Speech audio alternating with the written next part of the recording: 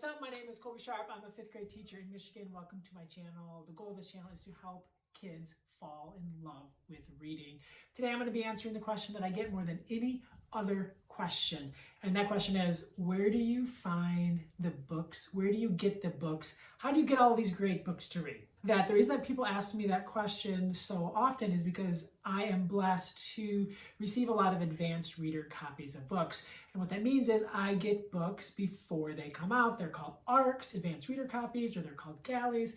They're basically publishers' ways to generate buzz, to get people excited, to get a feel for these new books that are coming out. And I think that I probably get them because I have a YouTube channel, because I talk about them on Twitter, because I do a lot of things to promote different books. I think that's probably why I get them.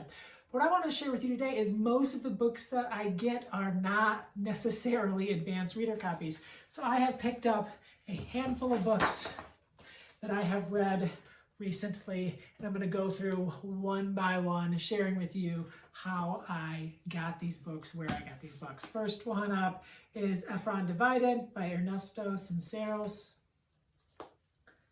And we actually, before I filmed this video, like a week ago, we learned in the afternoon that we were going to distance learning for 2 weeks instead of the hybrid model, where some of my kids are learning in person, some of my kids are learning in school. We were told we are going to distance learning for 2 weeks, 100% virtual.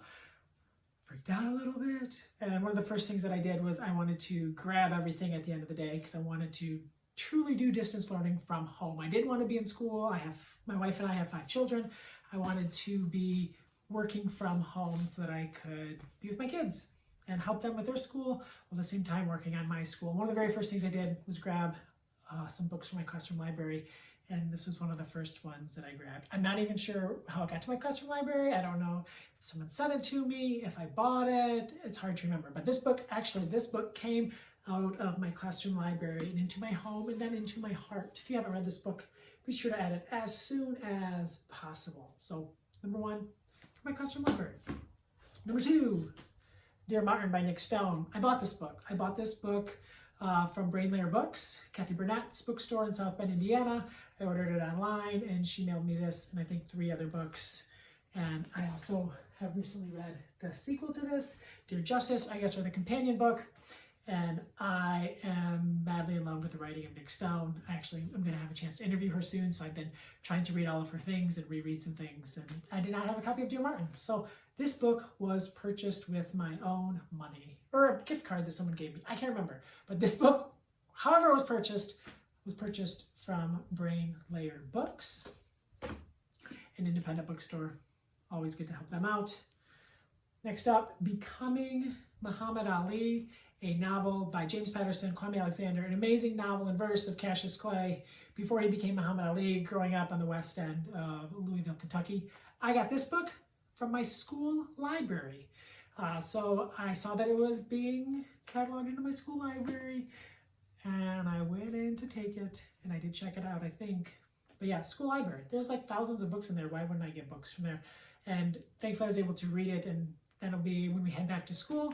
Here in a moment, I'll be able to share this one with my students. Even though when I asked them and I was telling them about it, the only one in my class who had heard of Muhammad Ali was someone who learned about him because his daughter was on The Masked Singer. So no one has heard of one of the greatest boxers of all time and one of the most important figures in this world in the 20th century. My mind was blown. Muhammad Ali, Becoming Muhammad Ali, from my school library. Next up, I got this book, The Watsons Go to Birmingham, 1963, Christopher Paul Curtis. This book is about to turn 25 years old, and I actually, earlier today, the day I'm filming this video, during my lunch, I interviewed Christopher Paul Curtis about this book. We talked. It was amazing. What an amazing human being. I got this book. I actually got this physical copy of this book from my principal. And she has these little stamps. She has this amazing, you can see, Miss Sue Haney. She has this amazing library in her principal office, and I'm always in there, usually taking picture books, but I needed this book, and I guess I don't have a copy, so I need to call up Brainlayer Books and buy a copy. But Watsons Go to Birmingham, 1963, from my principal's office library. Oh, so good. There's this part in this book. If you have this book, turn to page 173. And there's this paragraph here where it talks about getting in trouble and what the steps that it takes to get in serious trouble as a kid. And I actually read that part to Christopher Paul Curtis, and we had an amazing conversation about it. The Yarn Podcast, check it out. All right, next up, Return, Aaron Becker. This is part of a trilogy that Aaron created. And I have the other 2 books in the series, but I didn't have this one. So I went to my public library, the Jackson District Library. They have like 13 branches in our county. And I checked this out from the Jackson District Library, and I reread it. It's so good, I'm about to read it to my students. So Return from my own public library. All right, 2 more books. Next up, I Talk Like a River by Jordan Scott and Sydney Smith. I've been hearing so many amazing things about this book. This is a book about a boy who has a speech impediment, and he stutters a lot, and talking is really hard for him. And it's about a day in his life and how he goes to school, and he has a bad speech day, and then his dad takes him to the river. He thinks about how his speech is, he talks like a river. Oh, it's so good. So good. And I got this book, I forgot what the video is about. I got this book from Interlibrary Loan. So if I don't have it at school, if I don't have it in my principal's office, I don't have it in the school library or my classroom library, I don't have it at home, I'll do it. And I don't want to buy it yet because I can't buy all the books. And I will do an interlibrary loan. So this is actually from the Bloomfield Township Library. Thanks, Bloomfield Township, for participating in interlibrary loan. So they sent it to the library, the Parma branch of the Jackson District Library, which is right next to my school. And I checked it out. And I read it to my students over Zoom, and I loved it. It was so good. So, so good. This is actually one that I will buy for my classroom because I'm going to read it every year.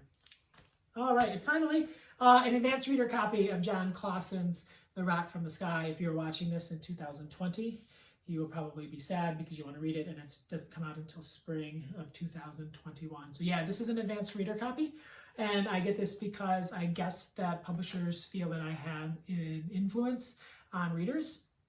I know that advanced reader copies are actually pretty expensive to make. They don't make a lot, and I know with like the pandemic and a lot of different things going on, they're making less and less and going to digital platforms for a lot of their advanced reader copies.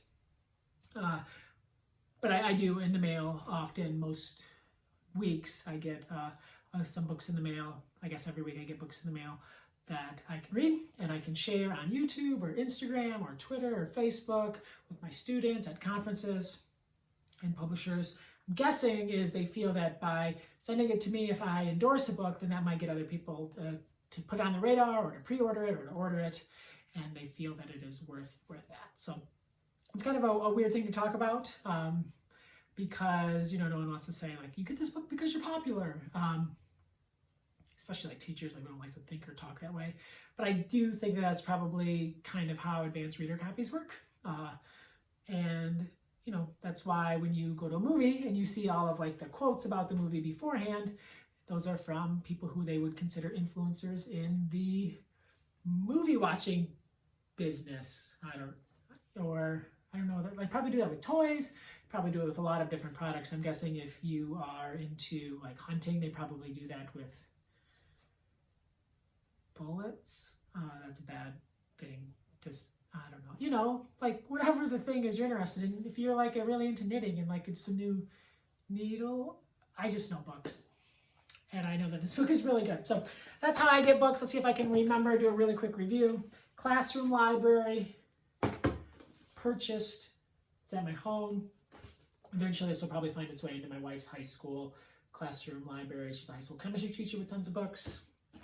School library, principal's office library, so like borrowing from a friend.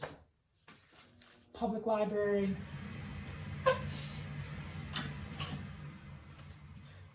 Sorry, I film in my basement and the hot water heater is like, I guess it's about 6 feet. It's socially distanced, but it's kind of loud. So sometimes when I'm filming a video, I'll shut it off, just a little light switch, and then I'll forget to turn it back on, and then someone in my family will want to take a shower and the water is really cold. So I need like a sign on the store that says, turn the hot water heater back on after filming videos. Interlibrary Loan. And advanced reader copies. So that's how I get the books that I read. I hope this video was helpful to you. getting advanced reader copies is great. There's so many great books out there, and finding the right book is what matters the most. Finding the right book for the reader, helping kids find the book that's right for them. It's not just about reading books before they come out.